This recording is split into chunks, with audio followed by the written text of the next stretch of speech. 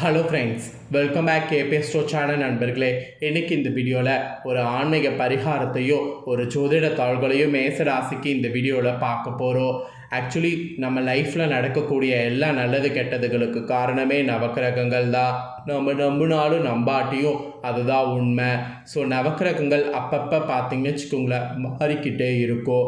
அப்படி மாறும்போது அதனால் நம்ம ராசிலையும் மாற்றங்கள் ஏற்படும். அது அதிர்ஷ்டமாகவும் இருக்கலாம், ஆபத்தாகவும் இருக்கலாம். ஆனால் என்ன மாற்றம் ஏற்படும் அப்படிங்கிறத நாம் தெரிஞ்சு அப்பப்போ அதற்கேற்ப நடந்துக்கிறது ரொம்ப முக்கியம். ஒரு தொழிலில் இன்வெஸ்ட் பண்ணுறதா இருந்தாலும் சரி, வேலையில் மாறுறதா இருந்தாலும் சரி, குடும்பத்தில் ஒரு பொருள் வாங்குறதா இருந்தாலும் சரி, நம்ம ராசிக்கு அப்போதைக்கு கிரகங்கள் எப்படி அமைஞ்சிருக்கு, அது நாம் பண்ணுறதுனால நமக்கு கரெக்டாக இருக்குமா அப்படிங்கிறத எல்லாமே நாம் தெரிஞ்சுக்கணும். தெரிஞ்சு அதற்கேற்ப நாம் நடந்துக்கணும். அப்போ தான் பல ஆபத்துக்கள் ஏற்படாமல் தப்பிக்க முடியும். சரி, இப்போ நாம் இந்த வீடியோவில் என்ன பார்க்க போகிறோன்னா, இப்போ ஐப்பசி பௌர்ணமியானது வந்திருக்கு. இந்த ஐப்பசி பௌர்ணமியை முன்னிட்டு கிரகங்கள் ஒன்றோடு ஒன்று சேர்ந்து நிறைய யோகங்களை உருவாக்குது. அதனால் ஒவ்வொரு ராசிக்காரங்களுக்கும் இனி தலையெழுத்து மாறும். அப்படி மாறக்கூடிய தலையெழுத்தை அந்தந்த ராசிக்காரங்க தெரிஞ்சு பலனடையணுங்கிறதுனால ஒவ்வொரு ராசிக்கும் பௌர்ணமி பலனை ஷேர் பண்ண போகிறேன்.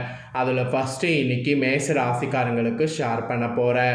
மேசம் ராசியில் பிறந்த நேயர்கள் இந்த ஒரு வீடியோவை ஸ்கிப் பண்ணாமல் பாருங்கள். உங்களோட ராசிக்கு பௌர்ணமி பலன் என்ன கிடைக்கும் அப்படிங்கிறத தெரிஞ்சு அதற்கேற்ப நடந்து பலன் பெறுங்க. உங்களுக்கான பௌர்ணமி பலனை நீங்கள் தெரிஞ்சுக்கிறதுக்கு முன்னாடி ஆக்சுவலி இந்த ஐப்பசி பௌர்ணமி ரொம்ப ஸ்பெஷல் பௌர்ணமி. இந்த ஐப்பசி பௌர்ணமி நாளில் சிவனை தரிசித்தால் சொர்க்கத்திற்கு போகக்கூடிய வரைக்கும் சோறு கிடைக்கும். சோறுங்கிறது தான் நம்ம வாழ்க்கையில் ரொம்ப முக்கியம். அதுக்காக தான் நாம் ஓடுறோம். அந்த சோறு கிடைக்கிறதுக்கு ஐப்பசி பௌர்ணமி நாளில் சிவனை எப்படி தரிசிக்கணும் அப்படிங்கிற ஆன்மீக சார்ந்த விஷயத்தை ஷேர் பண்ணுறேன். முதல்ல அதை இந்த வீடியோவில் தெரிஞ்சுக்குங்க. ஒரு சான் வயிறுக்கு உணவு அவசியமானது அப்படிங்கிறது நம்ம எல்லாருக்குமே தெரியும். எனவே தான் சோறு கண்ட இடம் சொர்க்கம் என்று இன்றும் மக்கள் நாம் சொல்லிகிட்ருக்கோம். நாம் உண்ணக்கூடிய அன்னமே ஆண்டவன், அவனே அன்னத்தின் வடிவில் இருக்கிறான், இறைவனே நமக்கு படியளப்பவன். இந்த மாதிரி நிறைய சொல்லிக்கிட்டே இருக்கலாம். ஐப்பசி மாத பௌர்ணமி தினத்துக்கு மட்டும் தனி சிறப்பு இருக்குது. இந்த டைம் தான் சந்திரன் தனது சாபம் முழுமையாக தீர்ந்து 16 கலைகளோடு முழு பொழிவோடு தோன்றுகிறார். ஐப்பசி மாத பௌர்ணமி தினத்தின் போது சந்திரன் பூமிக்கு நெருக்கமாக வந்து அதிக பொழிவோடு தோன்றுகிறார். ஸோ திங்கள் முடிசூடியவர்களுக்கு மதி முழுமையான ஒளியோடு இருக்கக்கூடிய நாளில் சிறப்பு வழிபாடு செய்வது தானே சிறப்பு. நவக்கிரகங்களில் சந்திரனுக்குரிய தானியம் அரிசி என்பதால் சிறப்பு வழிபாடாக ஈசனுக்கு இந்த நாளில் அன்ன அபிஷேகம் செய்யப்படுது. இந்த அன்ன அபிஷேகத்தை தரிசனம் செய்து உணவை சாப்பிட்டால் அன்னதோஷம் அன்னத்வாதோஷம் இருந்ததுன்னா நீங்கோ.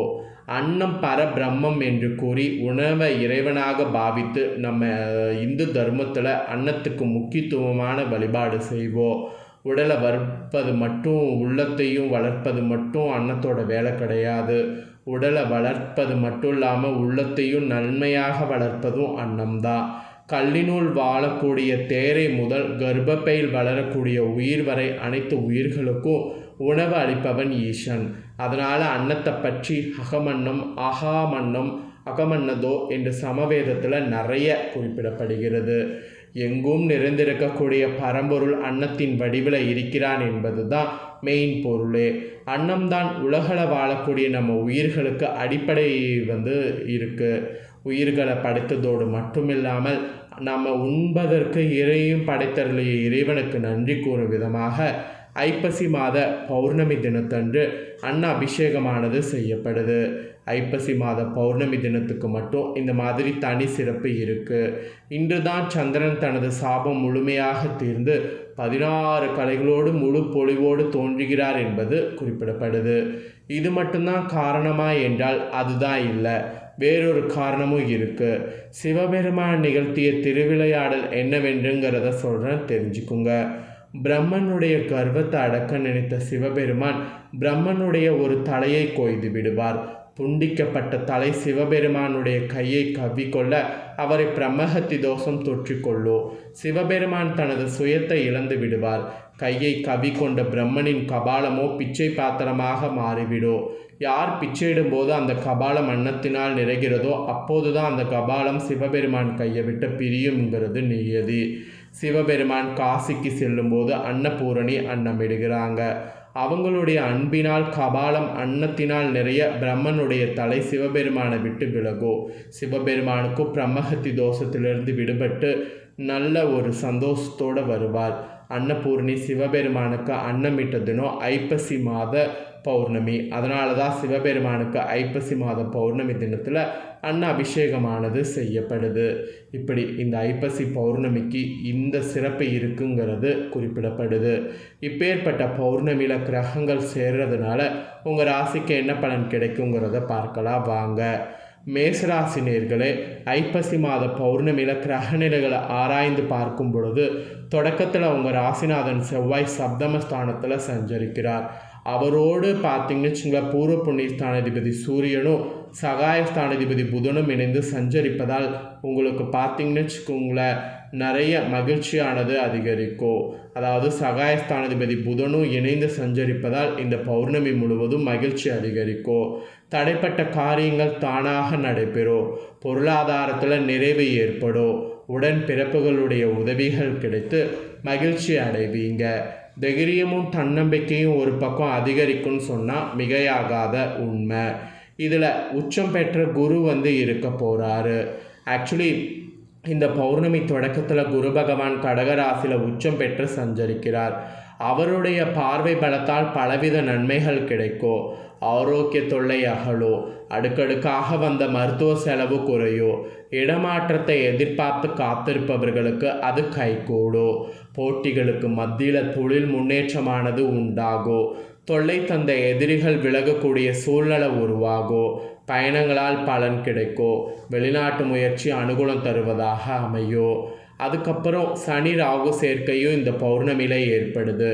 இந்த பௌர்ணமி முழுவதும் லாபஸ்தானத்தில் சனி ராகு சார்க்கை பெற்று ஏற்படுகிறது. இந்த சனி ராகு சேர்க்கை பெற்று சஞ்சரிக்கிறது. லாபாதிபதியான சனி லாபஸ்தானத்தில் இருப்பது யோகம்தான். சனி வக்ரம் பெற்றிருப்பதால் பயப்பட தேவையில்லை. வருமானம் திருப்தியாக இருக்கும். செலவு கூடும். திட்டமிட்டு செலவு செய்ய இயலாது. திடீர் செலவுகள் மனக்கலத்தத்தை உருவாக்கும். கும்ப ராசியில் உள்ள சனி உங்களுக்கு நன்மைகளை வழங்குவார். கூட்டு தொழில் செய்வார். ஏற்புடைய விதத்தில் லாபம் காண்பீங்க. ஸோ ராகு சனி சேர்க்கையினால் இந்த மாதிரியான பலன் கிடைக்கும். இதை தொடர்ந்து இந்த பௌர்ணமியில் விருச்சகத்துக்கு செவ்வாய் வருவார். ஐப்பசியில் கரெக்டாக பார்த்தீங்கன்னு வச்சுங்களேன், இந்த பௌர்ணமியில் விருச்சக ராசிக்கு செவ்வாய் செல்கிறாரு. உங்கள் ராசிநாதனாகவும் அஷ்டமதிபதியாகவும் விளங்குபவர் செவ்வாய். அவர் தன் சொந்த வீட்டுக்கு வரக்கூடிய இந்த நேரத்தில் எதிர்ப்புகள் எளிதில் நிறைவேறும். லாக மாற்றம், தொழில் வளர்ச்சிக்கான மூலதானம் கேட்ட இடத்துல கிடைக்கும். நீண்ட நாட்களாக எதிர்பார்த்து காத்திருந்த இடம் பூமி விற்பனை கைகூடும். கடமையை செவ்வென செய்து முடித்து வெற்றி காண்பீங்க. ஆயினும் அஷ்டமத்தில் செவ்வாய் சஞ்சரிப்பதால் ஆரோக்கிய தொல்லை அதிகரிக்கும். மருத்துவ செலவு, அதனால் மன வருத்தம் உருவாகும். எக்காரணம் கொண்டு தன்னம்பிக்கையை தளர விட வேண்டாம். ஸோ விருச்சகத்தில் செவ்வாய் வர்றதுனால இந்த மாதிரியான பலன் சொல்லப்பட்டிருக்கு. நெக்ஸ்ட்டு இந்த பௌர்ணமியில் துலாமில் சுக்கிரன் வரப்போகிறாரு. ஐப்பசியுடைய 17ஆம் தேதி அன்னைக்கு துலாம் ராசிக்கு சுக்கிரன் சென்றுட்டார். அங்கிருந்து இப்போ உங்களுக்கு பௌர்ணமியில் புத சுக்கிர யோகமும் புதத்திய யோகமும் ஏற்படுது. எனவே இந்த டைம் உங்கள் எதிர்பார்ப்புகள் அனைத்தும் நிறைவேறும். வாழ்க்கை துணைக்கு வேலை கிடைக்கவில்லையே என்று கவலைப்பட்டவர்களுக்கு நல்ல வேலை கிடைத்து உதறி வருமானம் வரும். குடும்பத்தில் ஒருவருக்கு மேற்பட்டவர்கள் சம்பாதிக்கக்கூடிய நேரமாக இருக்கும். வருமானம் திருப்தி தரும். அந்த விதத்தில் அமைவதால் குடுக்கல் வாங்கல் ஒழுகாகும். பெற்றோருடைய உடல்நலில் கவனம் தேவை. ஸோ இந்த கிரக மாற்றத்தால் இந்த மாதிரியான பலன் கிடைக்கும். ஆக மொத்தம் இந்த ஐப்பசி பௌர்ணமி உங்கள் பொது வாழ்வில் உள்ளவர்களுக்கு புதிய திருப்பங்களை ஏற்படுத்தும். வியாபாரம் மற்றும் தொழில் செய்பவர்களுக்கு எதிர்பார்த்த லாபம் கிடைக்கும். உத்தியோகத்தில் உள்ளவர்களுக்கு ஊதிய உயர்வு பாராட்டு உண்டு. கலைஞர்களுக்கு இந்த டைம் மகிழ்ச்சி தரும். மாணவ மாணவிகளுக்கு கல்வி முன்னேற்றம் உண்டு. பெண்களுக்கு வருமான திருப்தி தரும், இல்லத்தில் மங்கள ஓசை கேட்க வாய்ப்பு இருக்குது. ஆக மொத்தம் உங்களுக்கு பலன்கள் பார்த்தீங்கன்னு வச்சுக்கோங்களேன் இதுதாங்க. ஸோ இந்த பொன்னான பலன்களை நீங்கள் பார்த்து பயனடைஞ்சது போல் உங்கள் ஃப்ரெண்ட்ஸ் ஃபேமிலியில் இருக்கிறவங்க பார்த்து அவங்களும் பயனடையணும் அப்படின்னு நினச்சிங்கன்னா வீடியோ லைக் பண்ணி ஷேர் பண்ணுங்கள். வீடியோவை உங்கள் ஃப்ரெண்ட்ஸ் ஃபேமிலியில் இருக்கிறவங்களும் மேஷ ராசிக்காரங்களாக இருந்தாங்கன்னா பார்த்து பயன்பெறட்டும். இதே போல் புதிய தகவல்களை தெரிந்து கொள்ள மறக்காமல் நம்ம சேனலை சப்ஸ்கிரைப் பண்ணுங்கள், கூட பெல் பண்ண ப்ரெஸ் பண்ணுங்கள். அதை நீங்கள் பண்ணிட்டீங்கன்னா இனி நான் போடுற மற்ற அப்டேட்டான எல்லா வீடியோஸும் உடனுக்குடனே தெரிந்து கொள்ளலாம். ஸோ மறக்காமல் பண்ணுங்கள். நெக்ஸ்ட் இதே போல் சுவாரஸ்யமாக வேறொரு வீடியோவில் உங்களை சந்திக்கிறேன். தேங்க்யூ.